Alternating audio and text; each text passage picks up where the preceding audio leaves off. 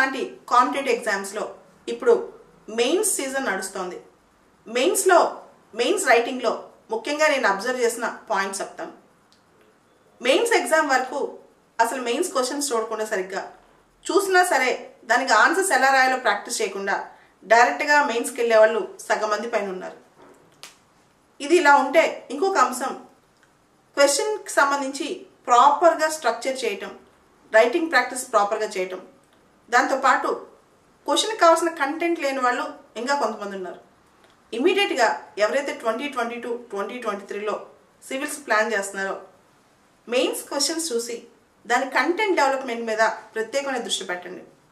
Paragraph wise content రాసి దానిలో examples కానీ, రిలవెంట్ డేటా కానీ, ఫ్లో చార్ట్స్ కానీ ఇట్లా ఆన్సర్ పేపర్ నీట్గా తయారు చేయడానికి చూసుకోండి. 3 hours టైంలో పూర్తిగా కంప్లీట్ చేసే విధానాన్ని అలవాటు చేసుకోండి. ఇవన్నీ చాలా ఇంపార్టెంట్ అనమాట. ఇవి కాకుండా సడన్గా ప్రిలిమ్స్ పాస్ అయిపోయి మెయిన్స్కి వచ్చినప్పుడు ఒక 30-40 days టైంలో నేను ఇంప్రూవ్ చేసేస్తాను అనుకుంటే అన్నీ ఒకటేసారి అవ్వవు. కాబట్టి ఇప్పటి వరకు last 10-15 years mains question papers తీసుకోండి. అంతా కుదరకపోతే లాస్ట్ 7 years క్వశ్చన్ పేపర్స్ ఒక్కొక్క క్వశ్చన్ తీసుకుని దానికి ఆన్సర్ ఫ్రేమ్ చేసుకోండి. ఆన్సర్స్లో ఏం పాయింట్స్ ఉంటే బాగుంటుందో చూడండి. కొంతమంది ఏం చేస్తున్నారంటే ఆన్లైన్లో పాత టాపర్స్ చూసి వాళ్ళ పేపర్స్ని దింపడానికి ట్రై చేస్తున్నారు. ఇది కూడా తప్పు. ఉదాహరణకి ఎథిక్స్ కేస్ స్టడీస్ ఉన్నాయనుకోండి, వాడు అడిగినా అడగకపోయినా ప్రతి కేస్ స్టడీలో అందరూ ఒకటే డయాగ్రామ్ స్టేక్ హోల్డర్స్ అని చెప్పి, అది కూడా రాంగ్. క్వశ్చన్ అడిగిన దాన్ని బట్టి మన యూనిక్నెస్తో ప్రాపర్గా, దాంతోపాటు జిఎస్ మెయిన్స్లో ప్రతి పేపర్కి ఒక టెర్మినాలజీ ఉంటుంది.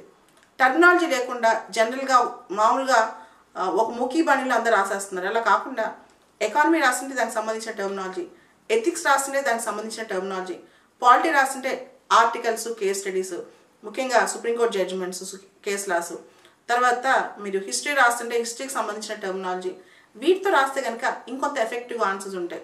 కొంతమంది అయితే ఆన్సర్స్ మొత్తం చిన్న చిన్న బుల్లెట్ రూపంలో రాసేస్తున్నారు.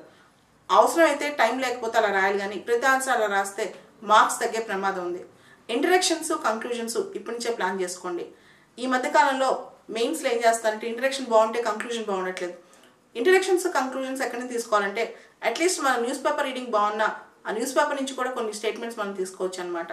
దాంతోపాటు ఎస్ఏ కానీ, ఎథిక్స్ కానీ, మంచి కొటేషన్స్ కానీ, మంచి మంచి ఎగ్జాంపుల్స్ కానీ ముందే రెడీ చేసి పెట్టుకోండి. ఎగ్జామ్ టైంలో సడన్గా మైండ్ గుర్తురావు. కాబట్టి ఈ టిప్స్ అని ముందు నుంచే చేయండి.